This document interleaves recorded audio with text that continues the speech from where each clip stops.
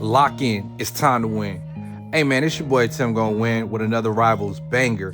Today we're going to be talking about Season 1 balance changes, some crazy buffs, and devastating nerfs that just dropped that are insane and going to change the meta implications for the entire game for this season for Rivals.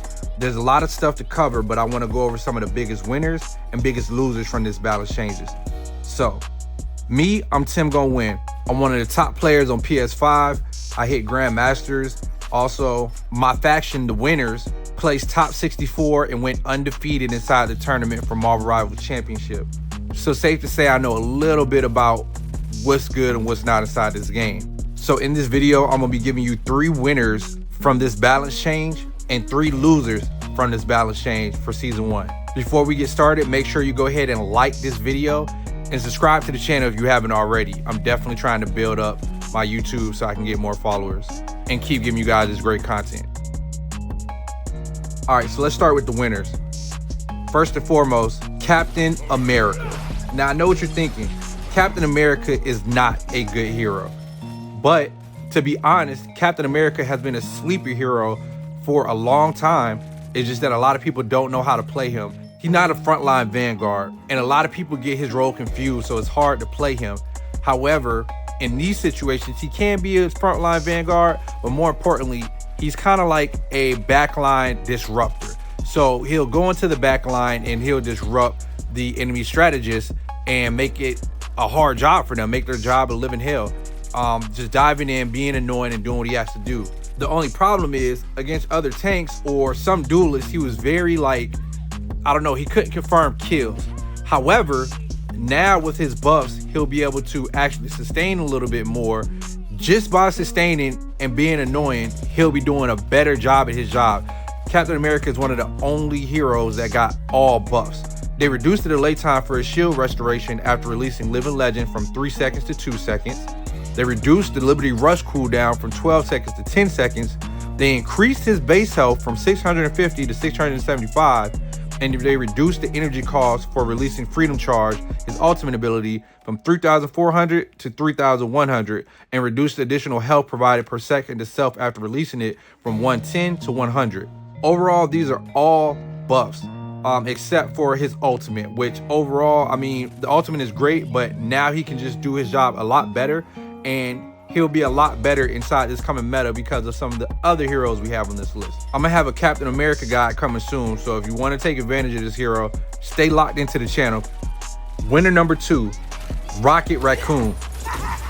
So Rocket Raccoon is one of those weird characters where, depending on the rank that you're at, he's either amazing or kind of just above average. In the lower ranks, he's amazing simply because of the fact that you don't have to aim to make sure that you're healing people, and you can constantly just do your job.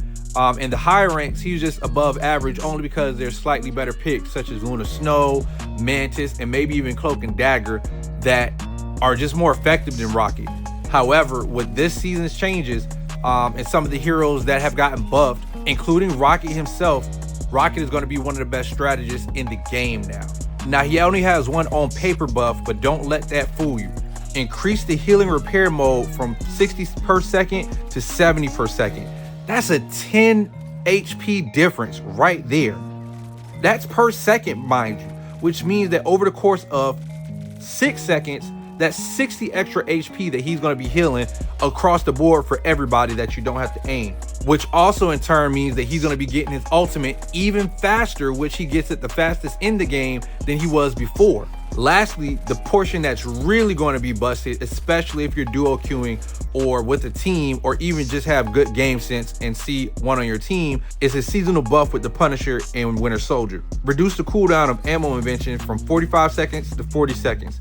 Now, that may not seem like that long of a time. However, if you're playing with a good Punisher or a good Bucky, then generally they have a really good cycle of cooldowns to whereas you can pop his unlimited ammo, and then after that the Punisher can pop, let's say, his turret, and then after that Rocket probably already has his ultimate, and then also the Punisher has his ultimate. So with 5 extra seconds on that, that means that you'll be able to do that way quicker than you were before and get a lot more uptime on unlimited ammo, which means way more DPS for your DPSs.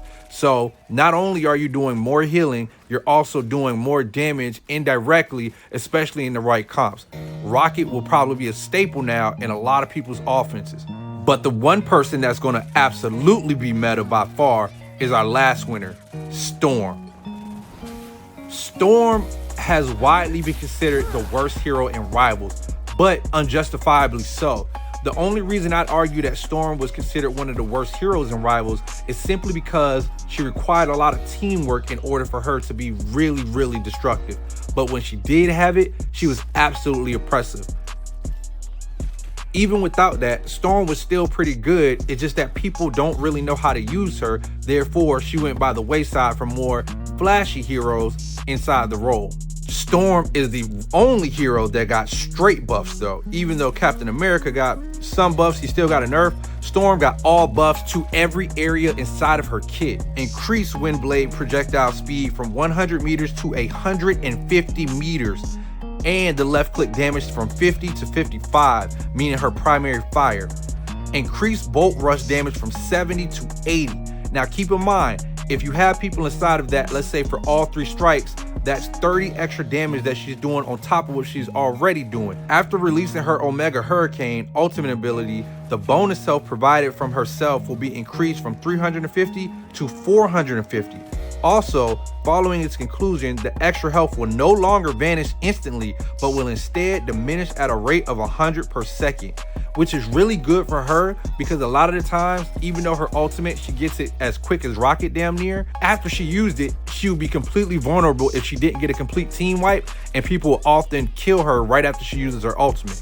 Now, that's not going to be as much of an issue, and if anything, it's going to make her a lot more tanky depending on how much health she has left after that ultimate. In addition to that, she also got her team up ability increased as well.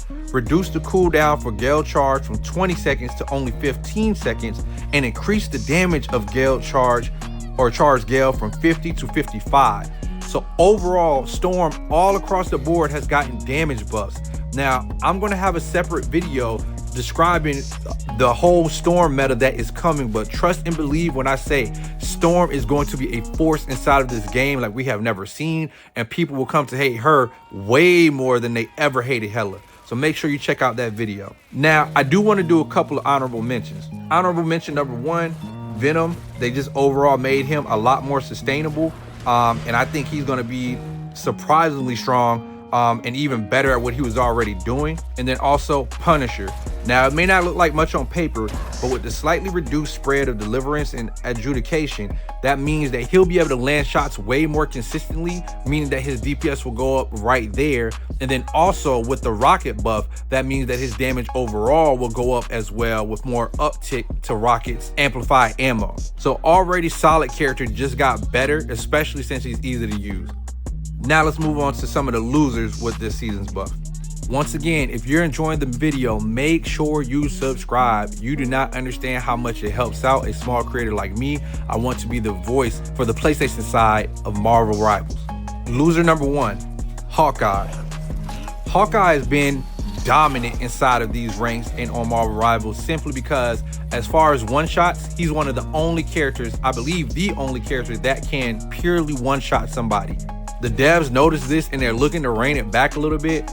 Now, granted, I don't think they did that much to stop him, but it's enough that he's not going to be a must pick at all times if he's not banned. Slightly reduce the spread angle between every 2 blast arrows. Reduce the triggering distance of passive ability Archer's Focus from 60 meters to 40 meters. Reducing the maximum additional damage of the passage from 80 to 70. So what this means is that he's not going to be able to beam you from so far out anymore. He's going to have to play a little bit closer and pick his battles a little bit better and find better angles in order to kill you instead of just sitting all the way back and doing whatever the hell he wanted to do. Also, even with that, they reduced the passive where when you just hold on to the actual arrows to whereas it does additional damage. That's the thing that was really giving him the one-shot ability. They reduced that from 80 to 70, so you'll still have a good amount of health or a little bit more health than you did before. They also reduced his seasonal bonus, which reduces Hawkeye's seasonal bonus from 20% to 15%, meaning that overall he'll just be a little bit less DPS than he was before. And then my next loser is Black Panther. Black Panther in the lower ranks really doesn't get played as much, but the higher you go, the better Black Panthers you'll run into. And Black Panther will be an absolute menace and probably is the best overall purely dive hero that we have inside the game. His abilities and cooldown chains make him a monster to deal with, and it's a problem for most people at any rank if he's good. They reduce his additional health provided to self after refreshing Vibranium Marks with Spirit Ren from 40 to 30, and the upper limit of additional health provided from 120 to 75.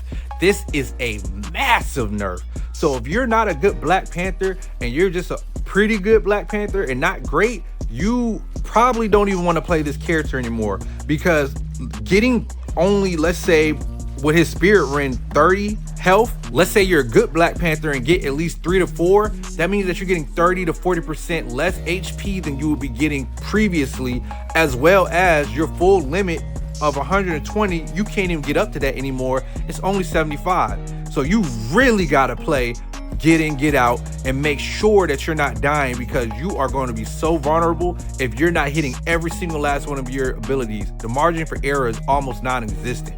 At this point, there may just be better options to go with and more safer options than playing Black Panther. And for my last loser, I really don't have any. Now, some people may say, put Hela on the list, put Hela on the list. But in reality, Hela didn't really get nerfed like that.